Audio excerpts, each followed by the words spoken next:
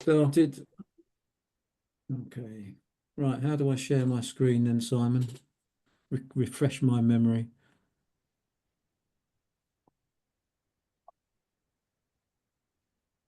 Simon, where is he? Is he gone?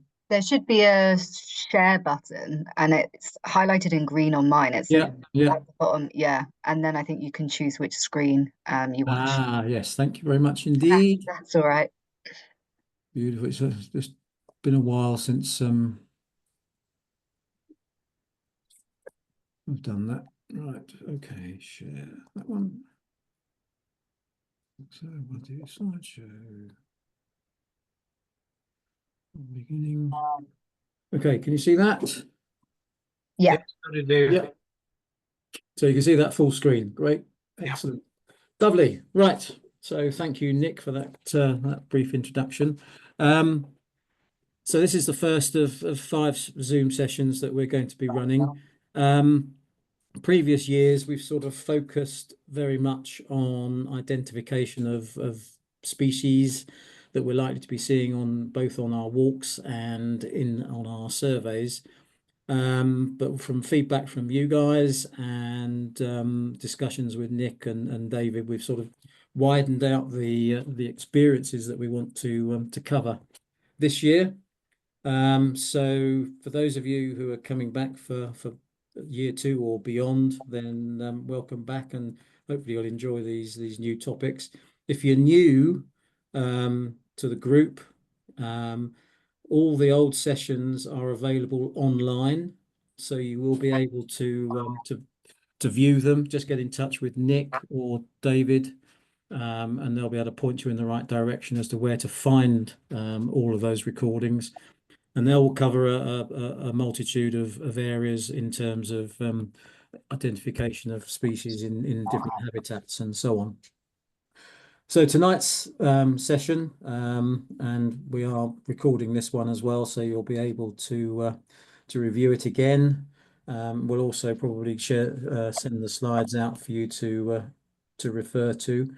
The idea being is that we've got quite a lot of information within the presentation tonight, and then rather than going through every single point in ad nauseum, we'll sort of pick on some key points as we go through the next hour, and then you'll have the slides to refer back to, and then if you've got any questions or any feedback or anything, then you can feed it through to myself, or Simon, or Nick, or David. So what we're going to cover is bird watching techniques. So we're talking about from the sofa back to the sofa via the field, and things that you might not have considered in the past in terms of going out bird watching, or things that you might want to consider when you're actually out bird watching to increase your pleasure, your opportunities, and your abilities to capture the species and identify what it is that you're actually looking at by using a number of key pointers. So we're looking to cover that. So as I say, it's people's expertise and ability has increased over the years, and we want to widen out the scope. So I hate to say it, but Simon and I are going to condense nearly 100 years of experience into sort of 20 odd slides for you, which is going to be quite difficult. So if you have any questions, pop them into the chat area, and one of us will try and answer them as we go along. So let's move on to the next slide. So what are we going to cover? We're going to cover before going into the field, during your visit into the field, after you get home, and then I'll hand over to Simon, and he'll look at the seasons and what to look for and where. And I think there's probably a bit of a quiz coming up as well. Then there's a slide on further reading and references that you might want to look at in terms of giving you more information and answering some questions that you might have. And then we'll just wrap up with a bit of coverage in terms of the details for Saturday the 22nd and Saturday the 29th sessions at Bradnam for groups 1 and 2. So hope that's all good for you. So what are we going to talk about before going into the field? It's, sometimes you just want to get up, go out for a walk and go bird watching. Just pick up your binoculars, you go out, take the dog with you or whatever it is, and go do a bit of bird watching. But if you're actually planning on taking a trip, going out for the day, going to somewhere new, going up to Minsmere, going up to Lincolnshire, going to Norfolk, or going away for the weekend or something like that, then there is some research and some work that you can do in order to improve your chances of seeing more birds and getting closer to them and being able to identify them. So planning on where you're going to be going, who you're going to be going with, is it going to be yourself and your wife or husband, how long you're going to go for, what the accommodation is, and so on. What time, what season? Is this winter? Is it a spring break, a summer break, autumn break, and so on? And how long do you think that you're going to be there for? Some of these topics we could go into in a great deal of detail, but we'll try not to at the moment because it could take up a session of its own in terms of optics and equipment. Obviously, you'll want to take binoculars, but there's also the view: do you need to? Do you want to take a scope, a camera, a thermal imager, and a tripod? And all of these things are beginning to appear in people's armories in terms of going out for the day or going out for the weekend or the week and so on. So the amount of equipment beginning is almost like sort of a policeman with a big belt around their waist and carrying all the equipment around it. It's getting heavier and heavier. But on the other hand, if you're just going to go out for a couple of hours, then your binoculars will probably be quite fine. Do some research. Have a look at what your expectations are. You're going to Norfolk for a weekend. Have a look at some of the websites that will tell you what has been seen recently, where it's been seen. You can then start to plan your visit around whether you start at Cly or you start on the west side of the north coast at Holme, and then work your way towards Wells and then pass towards Cly. Or think of a particular species that might be in the area at the time and focus on that area.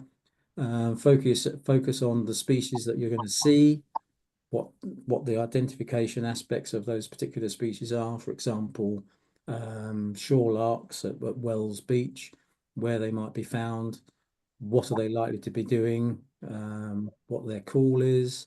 There's all sorts of websites that you can look at in terms of photographs, details about the species, the sounds of the species, like xenocanto.org.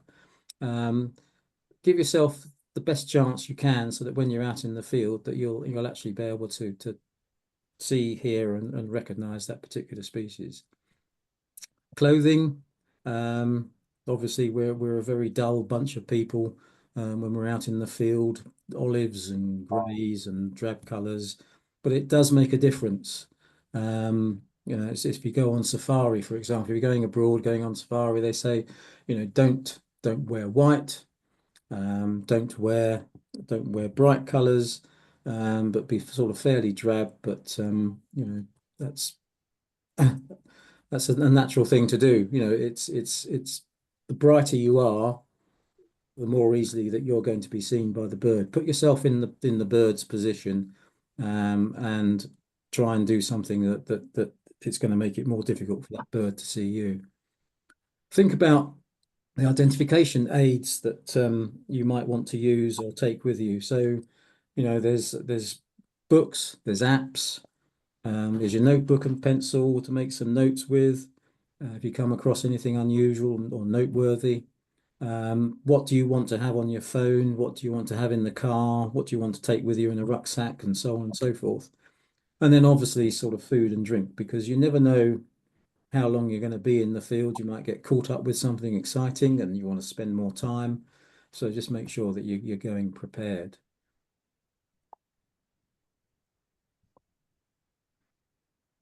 So when you're thinking about going into the field, think about the timing and where you're actually going to be going.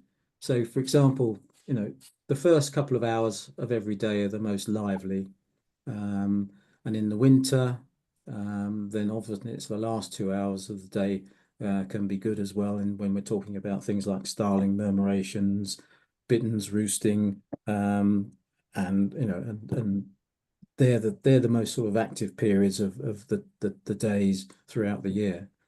But if you're talking about going to a different area, such as the coast or the coastal wetlands, one of the key things you need to think about is the tide times. Now, most of these are available online, so it's easy to find out. But you need to be visiting on a rising tide. And I know that, for example, at Snettisham, where they have the autumn tides coming in, where the big high tide roosts are, they can give you the times so that you can see that the birds are being pushed towards you rather than you having to trudge across an open marsh in a very open area, scaring things as you go. Let the birds get pushed towards you, and you'll have a much better time. And it might be much more comfortable if you can just sit down and just wait for them to come. Also, think about where the light is going to be during your visit. Obviously, the sun rises in the east and goes down in the west. So think about the angles that you're going to be looking at when you're looking at some of these areas, whether it's crossing a field, whether it's on a marsh, or an open area, or even during looking out to sea and doing sea watching. Think about the direction you'll be looking and try and maximize the opportunity to get the light behind you, rather than trying to look into it when it becomes much more difficult.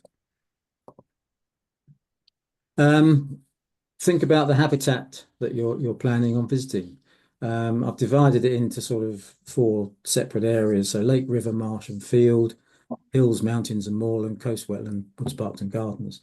So the type of habitat that you're going to be visiting will dictate some of your decisions. If you're going into a wood, park, or garden, obviously you'll need your binoculars, but you won't necessarily want to take a telescope and a tripod with you. You might want to take a camera if there's anything you can see that might be interesting. But if you're going to the coast or a wetland, or a lake or a marsh or something like that, then if you have a telescope and a tripod, then take those with you, because they will be invaluable to you. Because some of these birds could be 200, 300, 400 yards away, and too far for binoculars to be certain on what you're looking at, but a telescope will bring them that much more closely.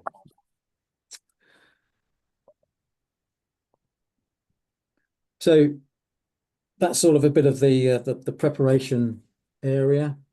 If we look at the topics that I'm going to cover for during your visit, we'll look at some fieldcraft, then we cover movement and approach, noise, listening, and then we'll get into the actual nitty-gritty, if you like, in terms of there's a bird, what is it, and how can we identify it.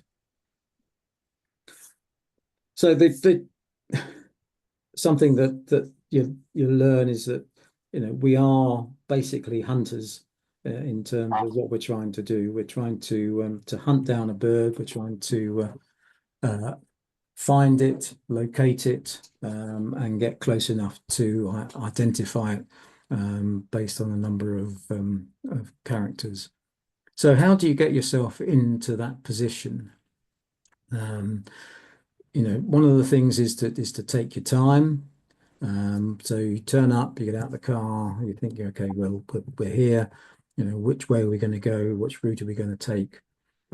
Just take your time. Just stop and listen and look around you and see what's going on, because it might not always be the most obvious direction or route that you want to take.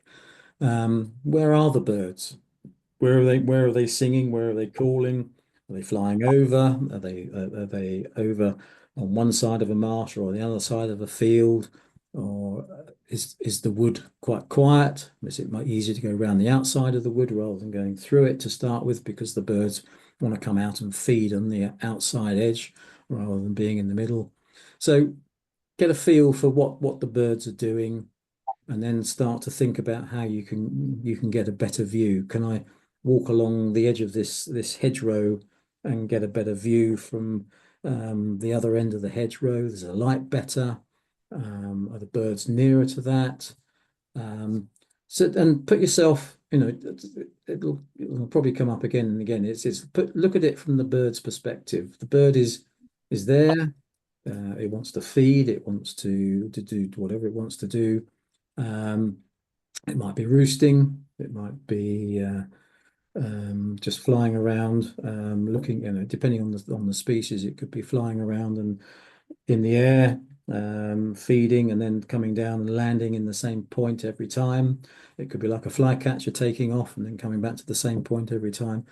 So what's the bird doing, and what are its needs? One of the things to think about is that birds take off into the wind, a bit like planes, gives them the lift.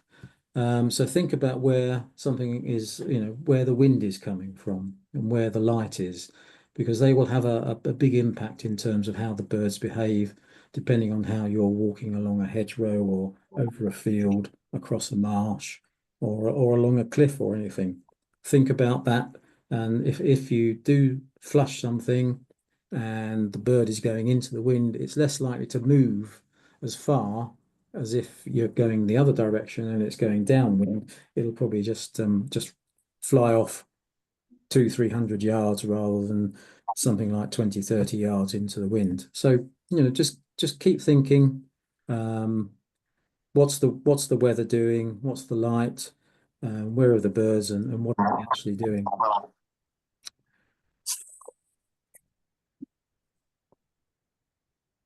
When you're moving and approaching birds, look ahead, look around, always look behind you. There's so many times stuff just turns up behind you, hops out of a bush once you've gone past it, and it comes onto the footpath and starts feeding, or something flies into a tree or a bush behind you. Always have your 360-degree view going on around you as much as possible. Look ahead. Where are the potential viewing points that you might want to look at, look from? Is there a corner of a field? Is there a bush in the marsh? Is there a natural gully that you can use to hide you as you cross an open area? Try and minimize your impact on the surrounding environment, and then the birds will be much more comfortable and letting you to approach them without getting too alarmed and flying off, in big distances.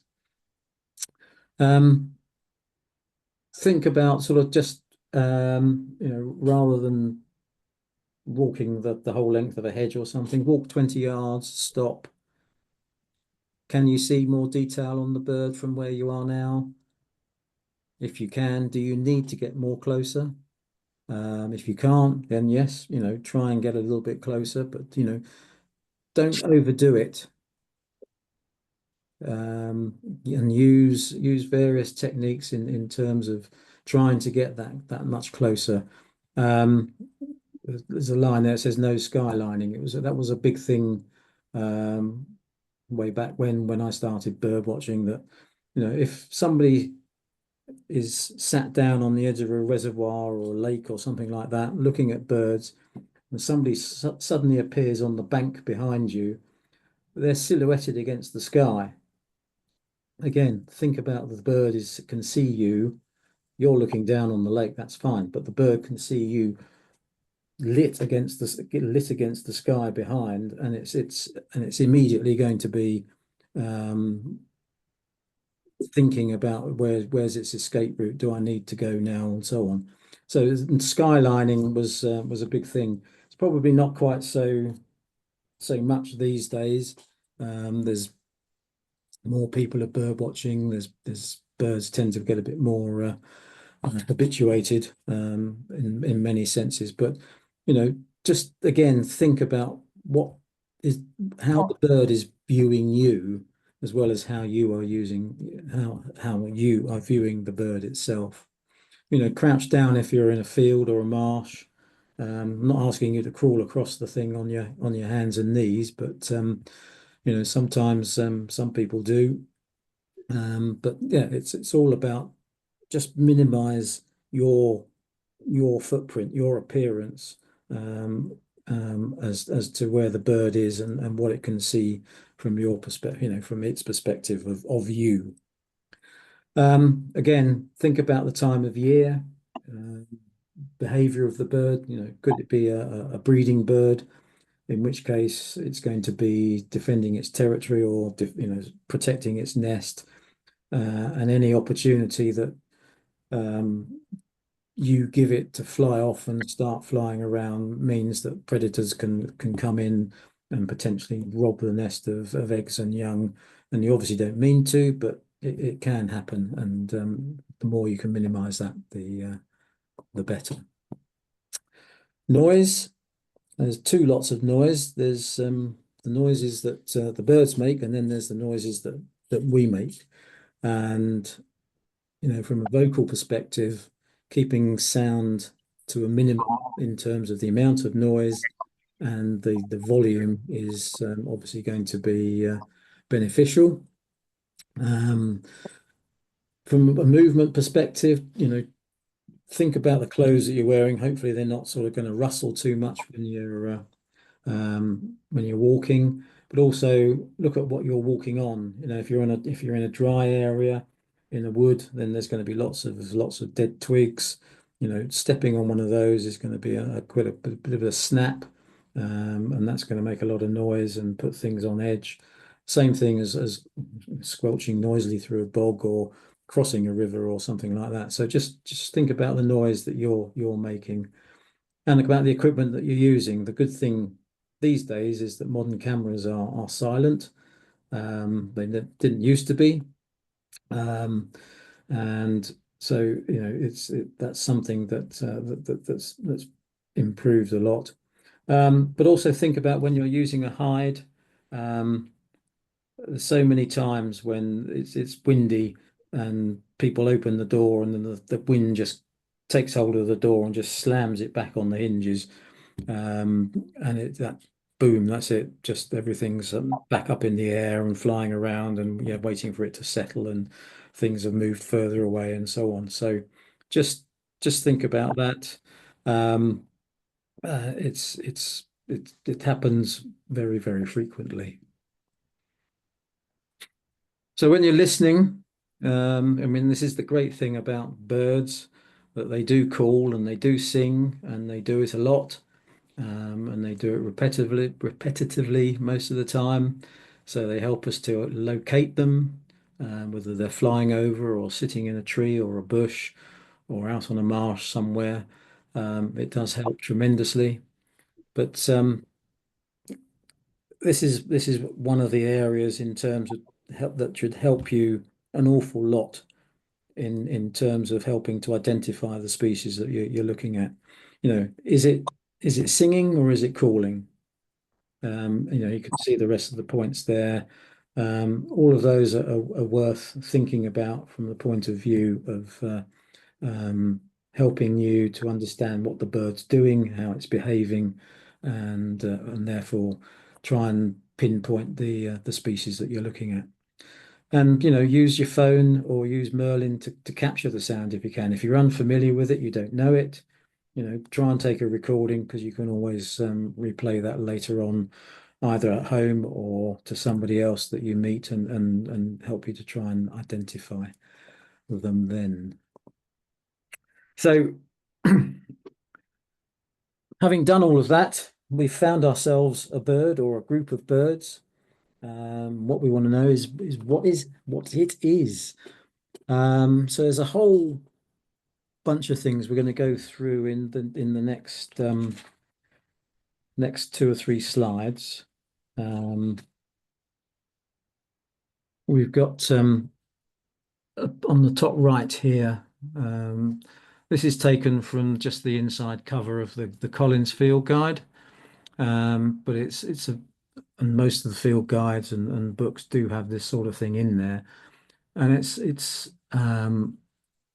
shows you all the different feather tracks that you'll get on a bird, as well as things like the tarsi and the bill, and the eyes and so on. But it's very well worth getting really familiar with the structure of a bird, because that will help you tremendously in the field to identify the species.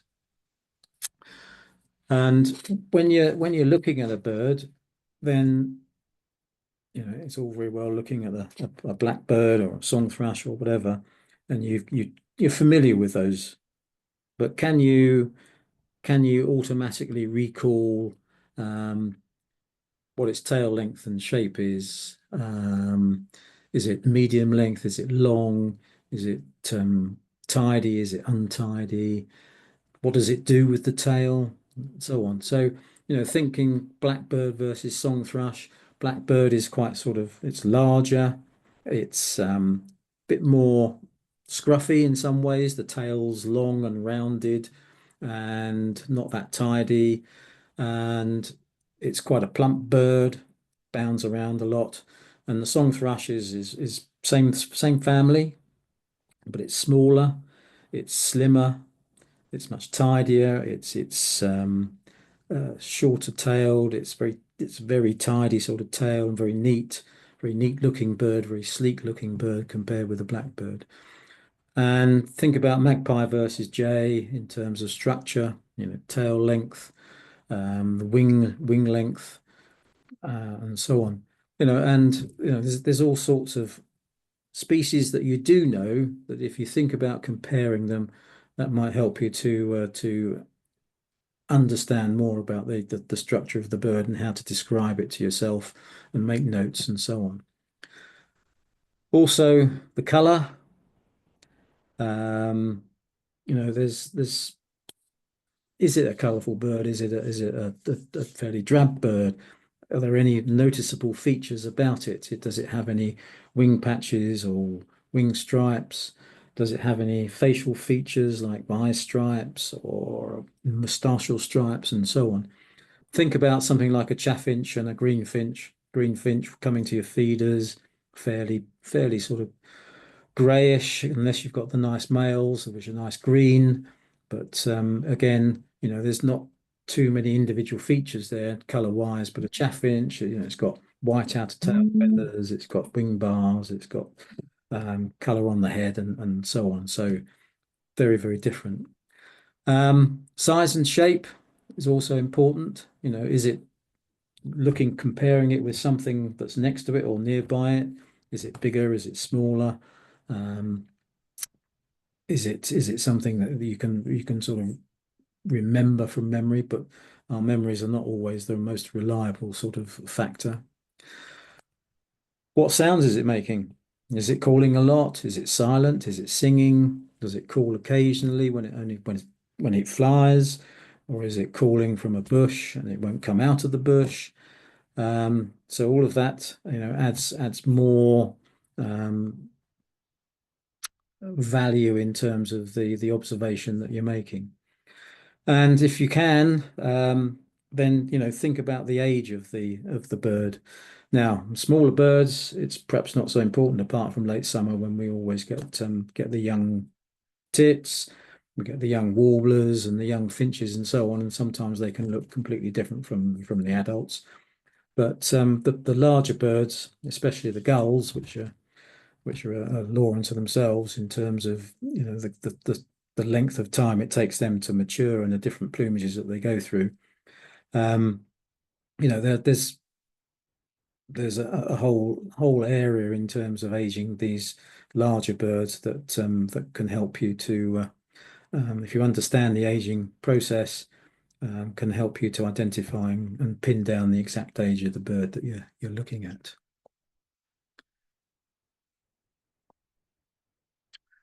Um, Equally, what's it doing? Um, is it something that's in a field and it every time you move, it moves and flies a bit, or is it just sort of marching around like a pipit, um, not taking really any notice of you, but just carrying on walking around the field, feeding, or is it a bird of a wader out on the marsh and it's just walking around? Is it feeding or is it just roosting? Um, when it flies, do they take short flights or does it fly with a long flight? Does it come back to the same place or like a flycatcher or a wader on a particular area? Or does it come to go back to a different spot every time, which makes it more difficult for you to get a decent view of it? Um, is it something that when it lands next to other birds, it pushes them out the way? Is it fairly timid? There's a whole bunch of behavioral characteristics that you should try and pick up on as quickly as possible when you're trying to identifying something. And something like feeding action is can be very useful, especially in the waders. Um, little stint. It's like a sewing machine, and the speed at which it dips its bill into the mud to try and find food, whereas a ringed plover will stand there. It'll walk or sort of run forward 2 or 3 steps, pick something up, and then it'll stop, look around and listen and see whether the next piece of food is going to be. So even if you can't see all the details of the bird, something like the feeding action and the way they behave in terms of walking and jumping and so on will help you to pin down to a species level what you're looking at. Where is it? Um, sorry. Is it in the tree? Does it tend to stick at the top of a tree? Is it low down in the tree? Is it in a bush? Is it on the ground? Is it in short grass or long grass and so on? So all of these are pointers that will then, eliminate some species, but that move you towards the species that you're actually looking at. And then movement, flight action.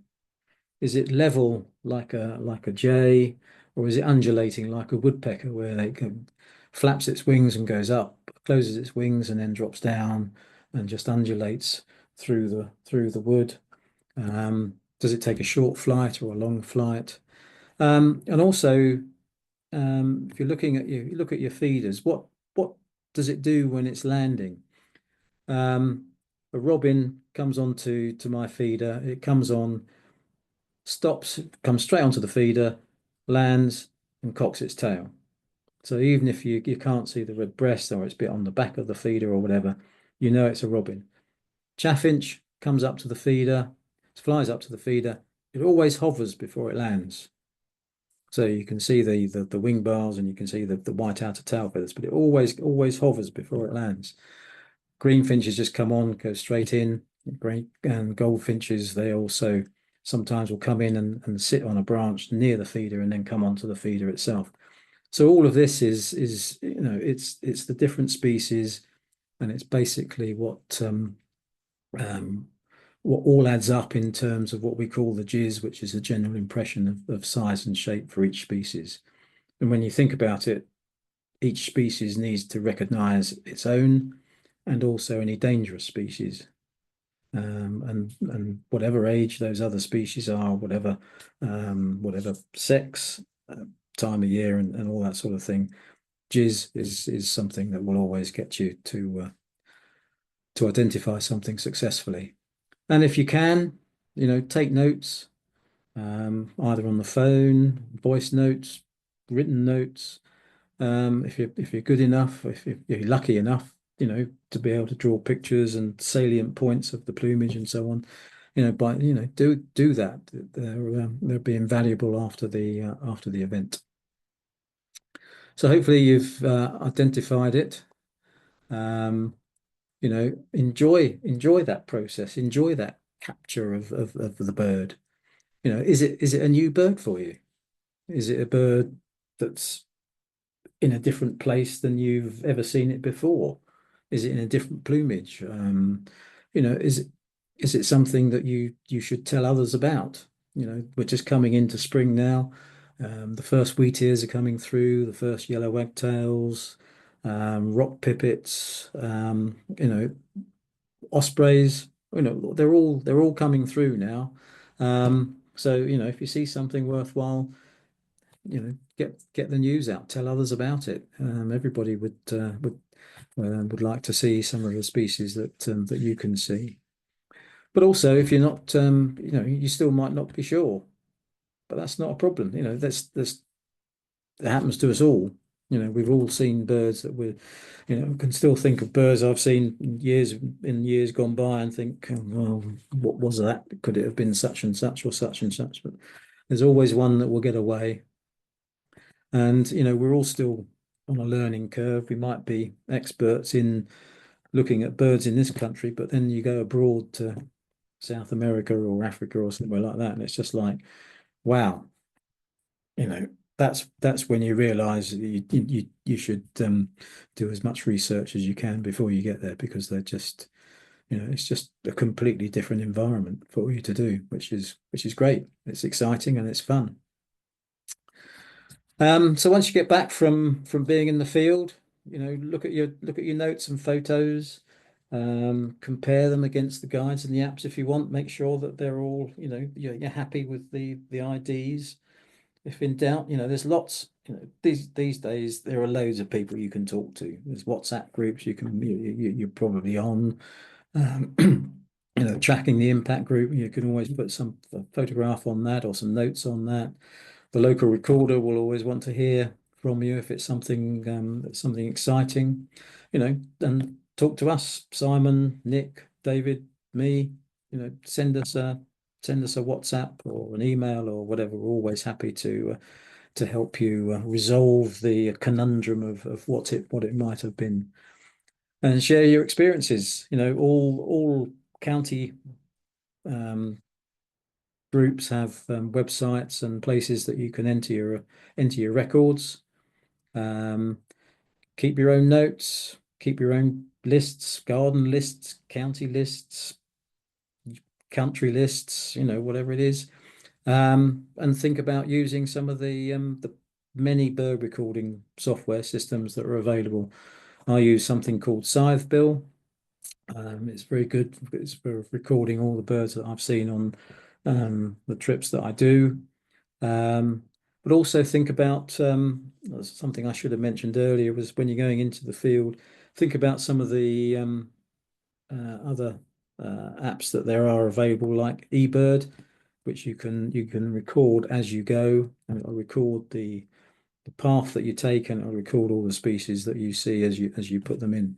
And that can be very useful because it's a citizen science type of project, and all the information that they're getting from the lists that you submit is going into databases that can then be analysed by them, but also by us. So if you're going to a new place, go onto eBird, examine the hotspots that occur on eBird, and it'll list what's been seen in the last 30 days and how many people have seen it and all that sort of thing. So very, very useful. And then plan your next trip.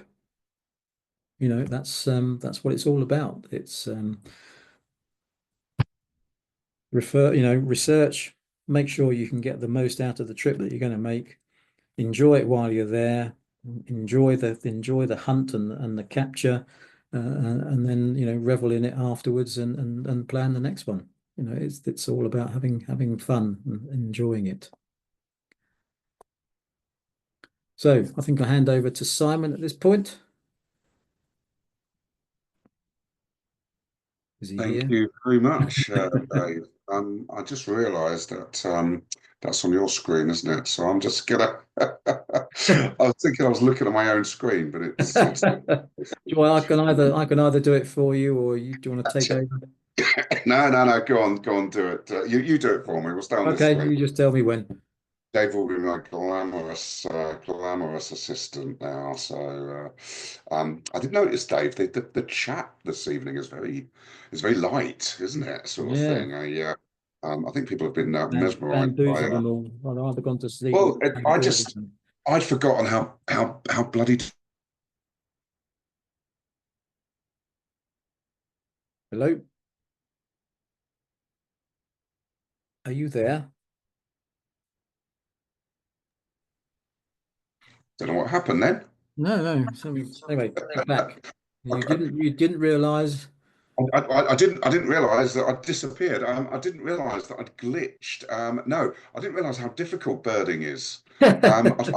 It seems so natural to me for these the past 40 odd years that I've done it. But we're quite good at, we pack a lot in, don't we, when we go out birding? Yeah. Um, thanks, Dave. Right, okay. So the second bit is, and Dave's alluded to a lot of what we're going to be talking about moving forward. And the those of you that have been on both mine and Dave's probably heard this sort of analogy is that when we see a bird, we people often ask us, "Wow, you identified that quickly." Um, we identified it quickly for a series of things. The main one being not only that we're quite experienced, but we sort of already know what we're probably likely to see. And so what that means is from the 500 or 602 bird species on the UK list, if you're a new beginner or you're not really sure what a particular bird is, your brain probably goes through a lot of cycles of, oh, what was that? Was that, what was it? It's something like a goose or a swan or a duck. Oh no, there's 30 ducks, there's 18. I've got my whole brain's got to go down through this process of identifying them. And but what we know is because where we are, I'm in the UK. Where am I? I'm by a reservoir. Um, I'm by a reservoir in Buckinghamshire. Uh, I'm there at a particular time of year. I'm there at a particular.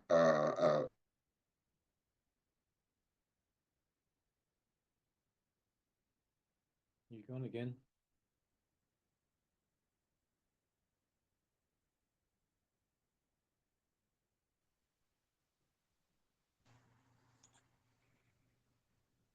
Simon, you gone again?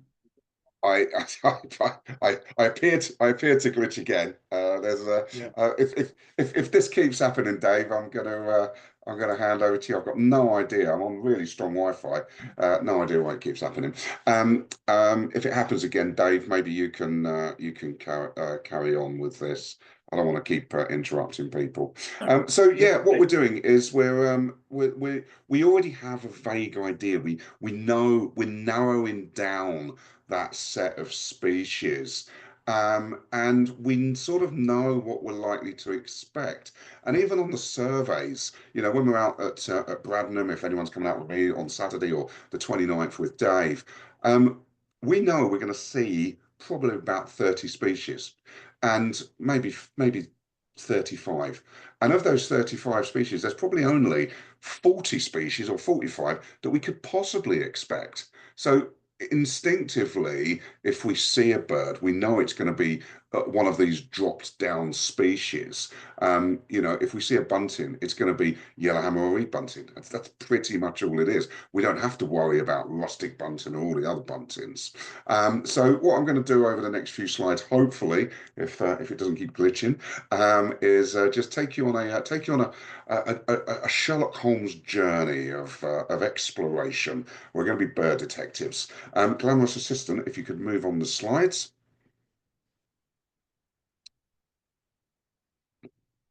Because what the most important thing to remember is, what time of year am I out birding? What am I likely to see? If I go out tomorrow, now the irony is, as Dave said, there are a few bits and pieces trickling through. But if you'd have asked me last week if I was going out tomorrow, I wouldn't be expecting to see a swallow or a house martin or a sand martin. In the last couple of days, the sand martins have come through. I heard my first random chiff chaff today. Prior to that, I'd only heard one other chiff chaff this year singing. So you've got to think, what season am I in? And when you think of, we started off with January and March, and Dave's talked about where you're going as well on to see some good birds. if you want to see a huge amount of birds and you want to see them in great numbers, you've really got to head to the coast during this sort of time.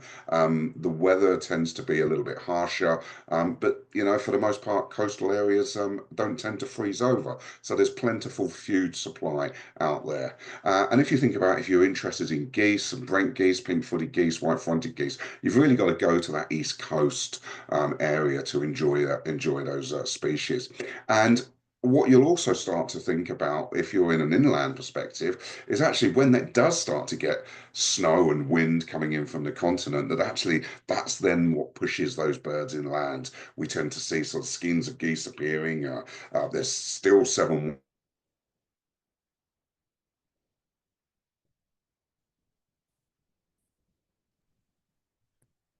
I've got a backup, Dave. I've got my phone on now. Okay, excellent. If I disappear again, I've got my phone dialed in now. Okay. Good man. And blooming Wi-Fi. And so what you'll start to see is sort of hard weather movements of thrushes, of geese, of ducks coming into the area. So what we really want to be looking for as well is those redwings, fieldfares, and skylarks, like David mentioned earlier, as well as the lapwings. And also get down to your lakes. The all of the diving ducks and the dabbling ducks, they're all coming into their resplendent sort of summer breeding plumage, all starting to show off to each other. If anyone's near Milton Keynes, go get down to Willen. The golden eyes, our wintering golden eyes there, they're going to start displaying to each other soon. The male golden eyes bobbing their heads up and down, and if you're close enough to be able to hear them, they'll be making all sorts of weird squeaks and whistles as the male golden eye tries to attract them.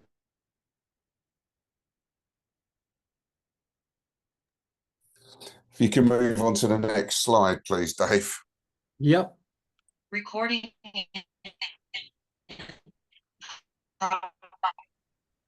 There we go. I do apologise for this. I've got no idea why. I'm just having the worst time at the moment in terms of internet. Dave will bet there was an issue last night, an issue this night. I'm going to give up soon. Anyway, we're moving now into April and June. So what can we start to expect? Well, summer's here.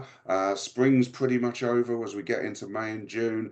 We see all those warblers come back. This is where we've got to shift our mindset when we're on our surveys. We're going to start to see the swallows, the sand martins, the house martins. We're going to see large numbers of wagtails. We're going to see more pipits coming through, and we're going to see these fantastic songsters, the willow warbler, the garden warbler, the blackcap. They're all going to be come back in large numbers. Again, migrate to the coast if you can. The gorse bushes are going to be alive with warblers. You're going to see your spotted flycatchers that Dave was talking about. There's going to be such an influx of birds into the UK from the continent. And at this point, this is where you really need to step up with your bird song. So take full advantage of Dave and I over the next set of series of the workshops, because we're going to be talking you through a lot of the bird song that we're going to be hearing out in the wild. And your survey.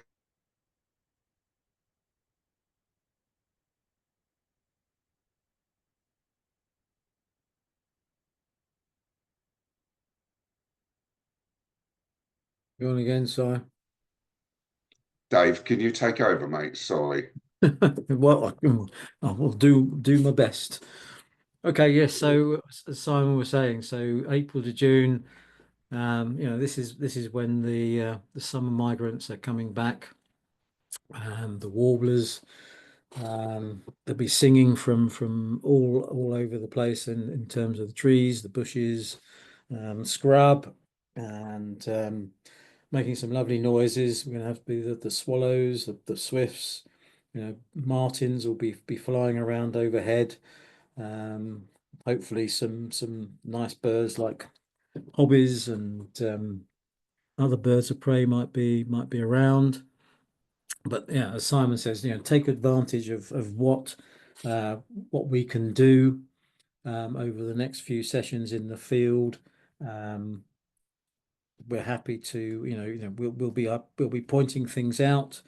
We'll pick up on things, and we'll probably do some testing as we normally do. There's some fun in terms of making sure we know a blackcap from the garden warbler and the white throat from the lesser white throat and all those sorts of things. So yeah, noise, this time of the year, go out and just use your ears 80% of the time rather than your binoculars, and then familiarize yourself with the noises that are going on around you. It's a great time of year. Absolutely brilliant.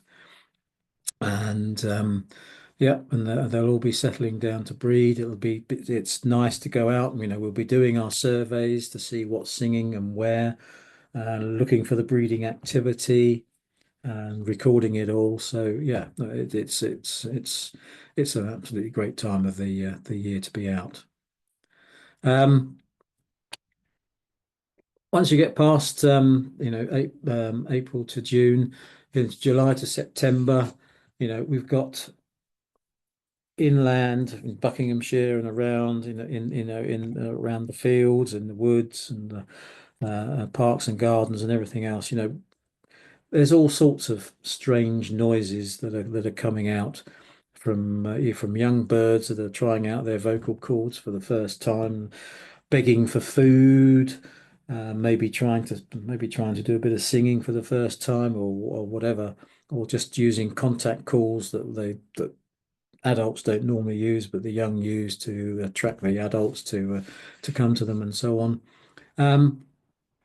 And stuff is starting to move back. It doesn't last long. Birds arrive, they breed, they leave, and we've got to make the most of the period from July through to September, when birds leave at different times. So, for example, willow warblers and chiffchaffs, they look very similar, but willow warblers will leave earlier than chiffchaffs. So willow warblers will be leaving in July, August. Chiffchaffs will be leaving in sort of August, September, October time. So that does help you in terms of understanding what species you might be looking at, as well as the fact that young willow warblers are very yellow, and chiffchaffs don't tend to be so much. But all sorts of things are moving through. We've got the birds that have been breeding in this country are leaving, but we've also got birds that have been breeding further north and east. They'll also be leaving their summer quarters and heading for winter quarters. And depending on the winds, a lot of those can get pushed across the North Sea and come through the UK. And it can be fantastic. And things like wrynecks will appear, flycatchers, all sorts of different species can turn up, and that'll be on the sort of the east coast. So all the way down from Scotland, all the way down to Norfolk and Suffolk, and down from there. But also on the other side of things, on the other side of the country, then the seabirds are starting to appear. So seabirds that are coming up from the southern hemisphere, they do a big sort of figure of eight. They go up through the east coast of America, across the Atlantic, and then they'll come down through the sort of the corner of Ireland, and depending on the winds, will get blown into the southwest approaches, and there can be thousands of different species, or thousands of shearwaters of different species. And you've got Manx shearwaters that have been breeding on the islands on the west of England, but also mixing with Corey's shearwaters, great shearwaters. You've got storm petrels going past. You've got Wilson's petrels that are coming up from Antarctica, and coming up and visiting around this part of the world, and places in Cornwall, Porthgwarra, St Ives, and other places like that. If the winds are right, it's an absolutely fantastic place to go. You just, like the picture shows you there, you've got birds coming past, sooty shearwaters, Manx shearwaters, and there can be continual streams of these things just moving past, moving past. It's just brilliant to watch, and it's if you get the chance to do it, I recommend it. But also, you know, once you get to the end of September, then the weather's starting to change again, and literally, you know, anything can turn up. And Simon will be encamped on Shetland at this stage, as one of the high points of the year up there in terms of the species that can occur from, you know, depending on the winds from either side of the world. Get Nearctic species coming in from Canada and America, but you also get some incredible rarities coming in from Siberia and points further east than that, as this beautiful photograph of a black-throated thrush shows. You know, anything can turn up. And North Norfolk, the east coast of Yorkshire, all the way up through Northumberland up into Scotland, any of those points that face the east, that face east, literally anything can turn up at any time. But also, you know, we're starting to see the breeding birds from Iceland, from Norway, Spitsbergen, all the places east of that. All the geese are starting to move. They're starting to arrive. The pink feet will be arriving in Norfolk. The redwings, the fieldfares will be flooding across the North Sea, and you know, if you look at the weather maps and you time your visit right to somewhere like the northeast coast, you know, you can turn up just before dawn, and you can be just it's just incredible just listening to hundreds and thousands of redwings and fieldfares just arriving and flying over your heads as dawn comes up, and it's just a fantastic thing to hear and see. And also, as Simon mentions on the slide, you know, visible migration. Birds don't always stop just because it gets light. Some birds will continue to migrate, and they're just being pushed on, pushed on, pushed on. And particular points on the coast are very good, but there's also points inland, and Ivinghoe Beacon is a great place within Bucks to be able to see some of this visible migration in place. You know, and it's, you know, wood pigeons, yeah, 10 a penny. But when you see 5, 10, 15,000 wood pigeons migrating in the morning in a couple of hours coming over your heads and continually moving south, southwest, you know, it's a fantastic sight. And, you know, the finches, you know, hawfinches are quite regular there, but it was, you know, just common finches, green finches, goldfinches, chaffinches, bramblings as it gets a bit later, you know, all of these things, and you can identify them by sound. If you get good views of them, you can see them in the bins and get the colours on them and everything else. Um, it's fantastic, and with all of these birds, the commoner birds, you're going to get other things coming through as well. You know, there could be harriers, there could be other birds of prey coming through that are harrying the migrants and trying to catch some of them. There could be odd things coming through, you know, the odd pipit that might be something different. It's, you know, it's just amazing. It's just absolutely amazing. Migration is you know, we're going to cover migration in a different talk. And again, you know, there's so many different types of migration, and it is a fantastic thing, absolutely fantastic. But also, you know, think about the gravel pits, the lakes, the coast. You know, the ducks are starting to move and arrive. The goldeneye are starting to come in. Just the widgeon, seeing a couple of thousand widgeon all making a noise somewhere is a lovely sight and sound to behold. It's just brilliant. Gulls will be flocking up. They'll be coming into gravel pits. They'll be feeding on the rubbish tips. They'll be coming into the gravel pits and lakes to wash and have a pre-roost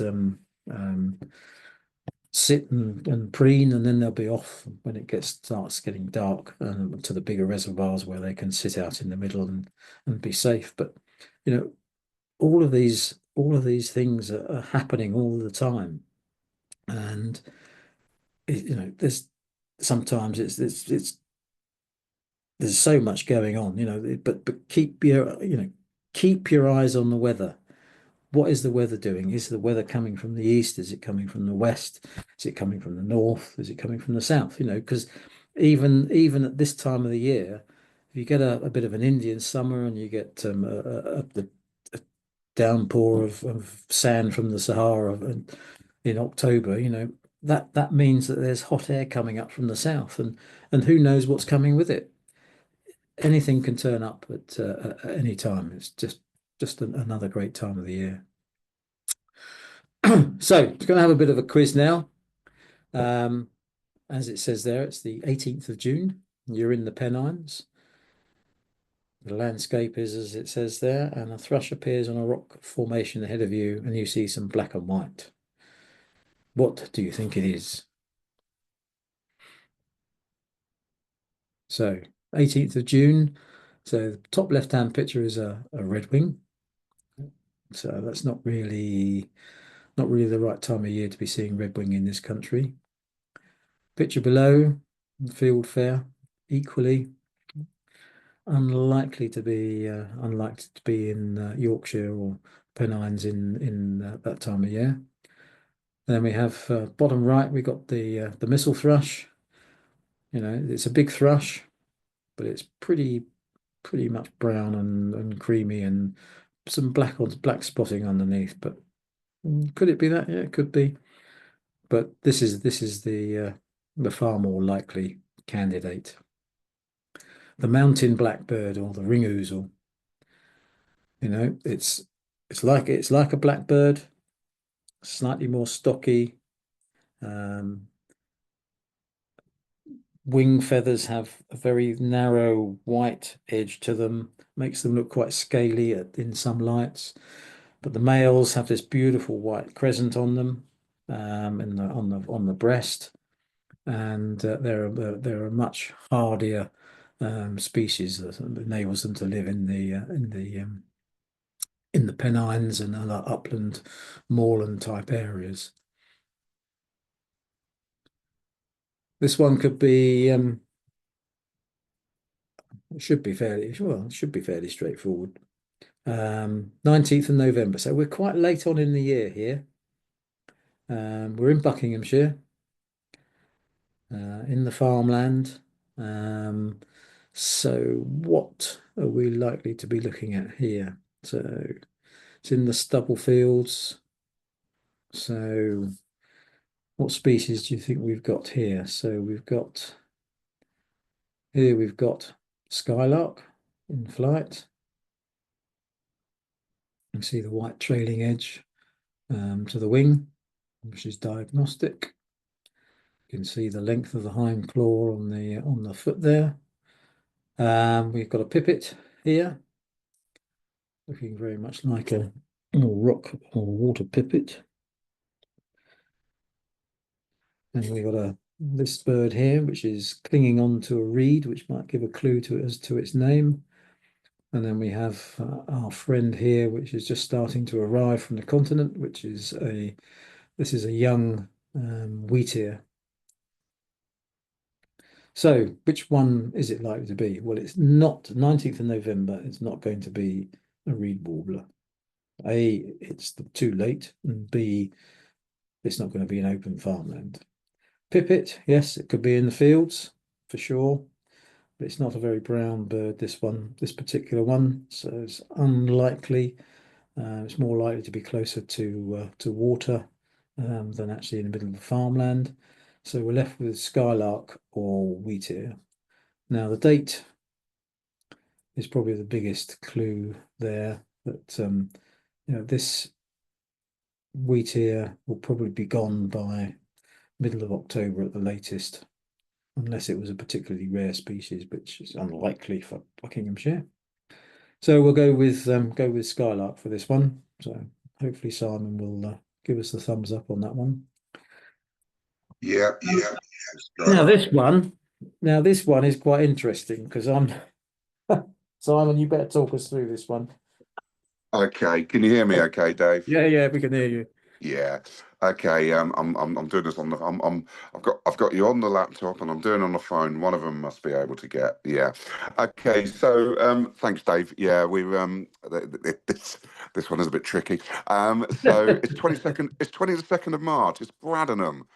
You're with me. We're standing by the churchyard. Okay. A small greenish bird is in a yew tree, and you can hear a high pitched descending trill. So, am I a green woodpecker? Am I a very noisy ringneck parakeet?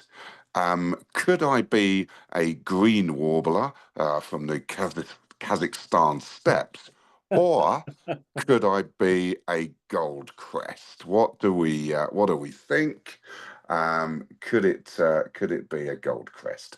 The clue is in the question. We're in the middle of Buckinghamshire, so we will it will be either gold crest or green woodpecker. Ringneck parakeets aren't that common yet up in the Bradenham area, but not unusual. But we also saw that it was a small bird, so it's definitely not going to be the green woodpecker. It's definitely not going to be the ringneck parakeet, and I can assure you that it would not be the green warbler. For those of you who remember, I can't remember if it was last year, the year before. I leapt off after the last survey to drive all the way to Yorkshire to not see the green warbler there. So I just put this in as a small bit of pain for myself there. But yes, you will hopefully we might be seeing and hearing Goldcrest tomorrow. They've started to sing. They started to sing in your local woods yet, Dave? I had well, I had a firecrest singing this morning, Ooh, but not a gold crest. look at Dave Yes, showing off with his fire crests. no, but they will be for sure, especially in the last couple of days, I would have thought. I seem to be hanging on in here, Dave. So should we Okay, go to the next slide? there you go. Thank you, and thanks, Dave, for covering those. So yeah, be a bird detective. When you're going out to your survey area, what time of year is it? You know, is it April, in which case the bird that you might see flying over could possibly be a migrant, or is it towards sort of June when you're doing your survey, and it's a little bit later on in the year? What date is it as well? You know, you might go out and you see a sort of a what looks like a small black bird flying over. You go, oh, that must be a swift. But we just simply don't get swifts in March in the UK. We're very lucky if we get them in April, but you know, May and June, absolutely think of it as a swift. And then think, where am I? I'm seeing this bird and I'm in a woodland, so very unlikely that it's going to be a goose or a duck that I'm seeing or hearing. And then actually start to break it down even further. What's the bird doing? Well, you know, if it's fly catching, well, it could be a flycatcher.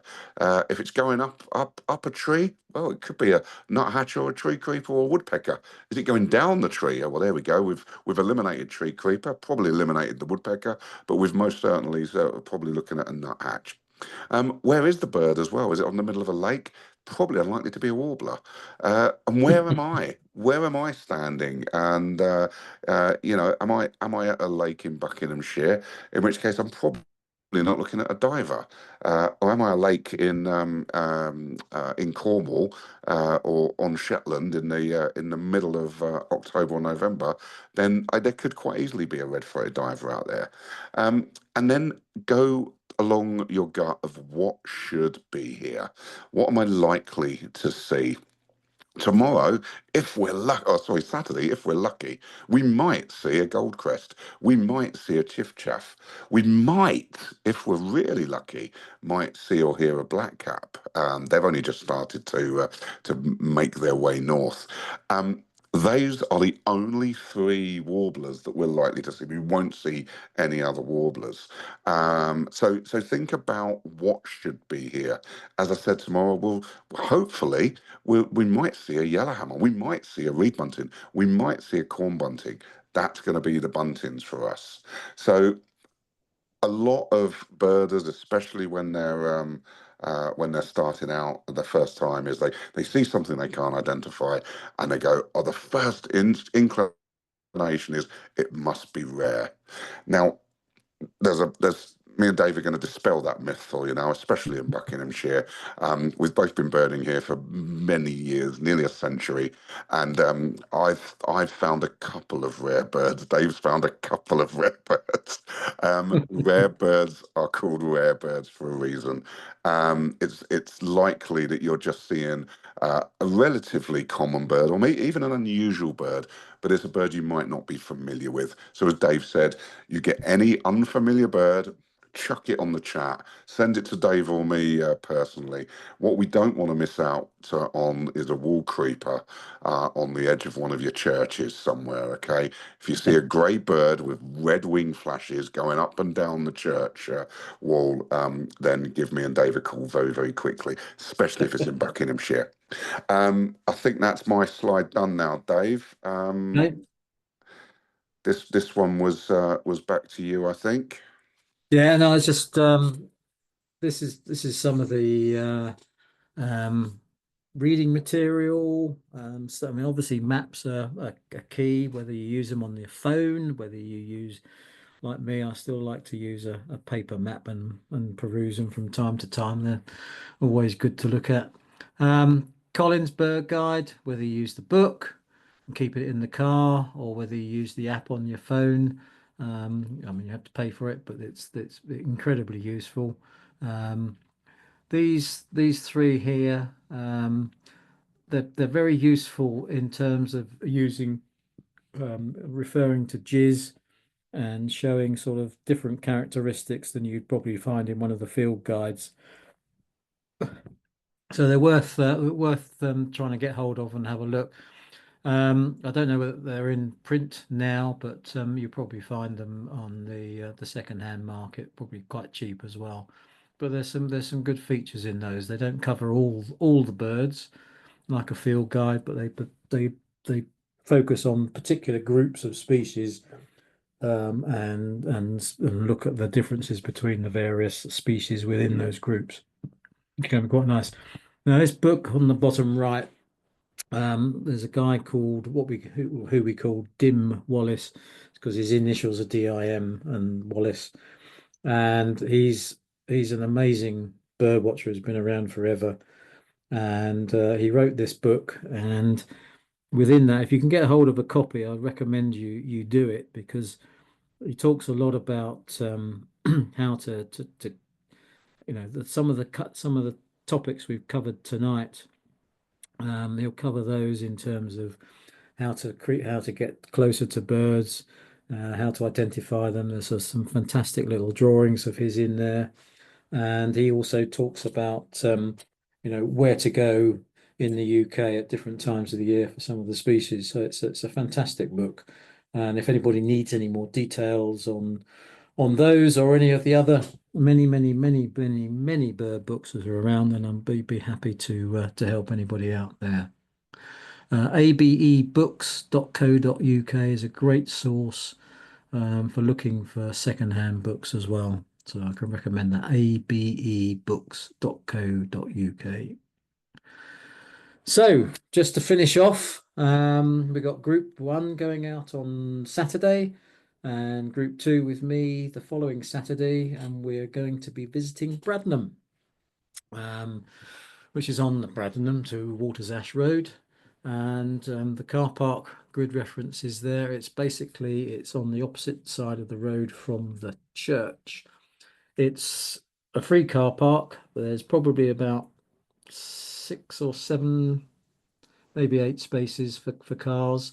So it's not massive, but so if you can share, then please do so. Otherwise, you can park on the road, but obviously there's a slightly higher risk then in terms of something happening. But it's not a massively busy road, but yeah, it's worth getting there early if you can. So trying to arrive for 6, and then we can get going as quickly as possible.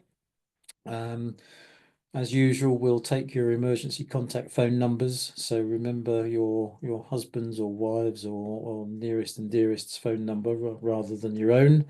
That'll be useful. It is. Dave, sorry, Yes. mate. Just a quick one. They're starting slightly later this year. It's 6:30 to 9:30. Oh, was it? Is what's Oh, gone out. Yeah. I thought David had put 6 o'clock in his thing. And sorry, That was the. I changed it from 6. Never mind. Okay, 6:30. Yep. So 6:30, please. I'm just looking forward to the extra half hour in bed. That was all. Absolutely. It is only March, so don't be put off by the nice warm days that we've had in the last couple of days. It will be chilly first thing in the morning. And the forecast, as I've looked at it this evening, there may be a bit of some showers or a bit of rain on both the Saturdays. So please do come prepared. It won't be obviously welly boot type area, but yeah, just make sure you wrap up warm. And if you need to, bring a flask or water or some goodies to keep you going on the journey round. It'll be a nice old slow pace. We'll probably do 2 to 3 miles and play over the following 3 hours, so 6:30 to 9:30. There'll be some steepish slopes which will slow us down even more, but yeah, nothing too horrendous, hopefully, for everybody. So that's it from that perspective. I think there are some questions on the chat, Simon. I don't know whether you've done. Yeah, I've already. I think Good I've man. answered most of them. Excellent. As Yeah. with yeah, sort of Sarah did say about the white-tailed eagle recently was rare. I've put a little picture of the bird there. Yeah, it was indeed rare. And yeah, the last well, we did have a potentially wild one, didn't we, Dave? Yes, we did. 2021, 22, and then Oh, previously 1984 was the 1984. last white-tailed eagle. Yeah. Yeah, um the that's a proper satellite. one. Sorry. That's Yeah, a, yeah, that was exactly. a Yeah, proper I was one. yeah, even though I was birding in 1984, I wasn't on the grapevine. I didn't get picked up to Oh see the no. bird down at I Brill. came So I, I came up from gutted. Sussex to see that. Oh God. I've got See, some that's video of it I can show you. oh, now the chance of me getting it on my bucks list are quite reduced now, I think. But yeah, You never know. maybe I'll get one of these radio tag birds. Yeah, yeah. Yeah, so anyway, 1925, there we go. It's we're on time. So any final questions from anybody? If not, then thank you for listening and watching. Hope you've found something useful. As I say, the recording will be put up on the website and made available to be rewatched, and also we'll probably get them to send out the slides as well. So thank you all for attending. Have a good evening. Thanks, guys. Sorry for the glitches. Okay. Thanks, Dave. Thanks, Simon. No problem. Cheers. Thanks, both of you. No Bye. problem. See you Thank Saturday. you. Good night. Bye Bye. bye. See you soon. Thank you very Yeah. much. Bye. Bye. See you on Saturdays. Thank you. Bye. Bye-bye. Bye. Bye.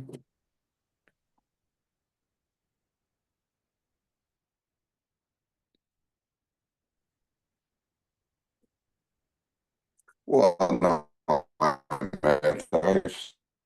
sorry about that, mate. I can't understand what you're saying at the moment. Don't, I said sorry. I said what a nightmare, mate. Sorry about that. That's all right, don't Simon? worry. Hello? Simon, Hello. I Hello. can't see that. I can't see that picture of that eagle in the chat. Can you, if I promise not to share it, will you send it to me? Oh, no, you could share. It's not my picture. Goodness me, no, I can't take things like that. No, it's a Where can I find it? I can drop it into the. You're on which group are you in, Sarah? I'm on the tracking the impact group. Yeah. Oh, are you in the one of the bird skills ones? I'm not. Oh, No, I was just Okay. here listening to you because I just love listening to you two. Oh, I'm doing other things, but That's very, very oh, kind of you. brilliant! It's I did it once before. The trouble is my hearing is rubbish. I have hearing aids, and I think you really need to be able to hear these things. I also have hearing aids, and Oh, do you? yeah, and it's I think because I had reasonably good hearing until about 22. I because I've got my ear in on various birds. I've still managed to hear them. And actual fact, goldcrests and redwings, which are very high pitched, I can hear and my wife can't hear, who's got absolutely pitch perfect hearing. So yeah, it's very I can't hear anything high pitched. I can hear a lorry coming up the lane miles away, but I can't hear anything high pitched, Yeah, well, I've just even started. with the hearing aids, really. Yeah. All right. I've just started wearing hearing aids as well. So, because welcome to the club, mate. I lost some of my mid to top range hearing. The bass was all right, but the mid to top range is which is what most birds use. So I can actually hear things now from at least 5 yards away. Anyway, listen, I'll let you boys get on, but No. great, thank you very much. I will do the birding one of these years. Yeah, please do. I Please have do. I done mean, with you. I've been out with both of you before years ago, right. with tracking the impact at 6 o'clock in the morning, and loved every minute of it. Absolutely loved it. I love it. Well, Brilliant. come back. You'll be welcome anytime. So well done. Sarah, I've just sent you uh, um, loads of the white-tailed eagle pictures on your WhatsApp. Oh, brilliant. Well, Yeah. I say Oh, loads. God. Yeah, 5. I nearly crashed the Yeah. car trying to see it. I mean, I drove around Marlow with my, looking up rather than down. And, it was a real mistake. Oh, God. A bird's trait, a bird's trait. Exactly. Yeah. Oh, Yeah. right. Definitely. I'm going to have to shoot now, Dave, as well. Yep. Lovely to see you again, Sarah. And Bye. Bye bye. Thank I'll you. let you know how I get on Saturday, Dave. Yeah, please do. Yeah. Yeah. Take care. Bye, mate. Now I have to close this down, do I? Stop share. Mm.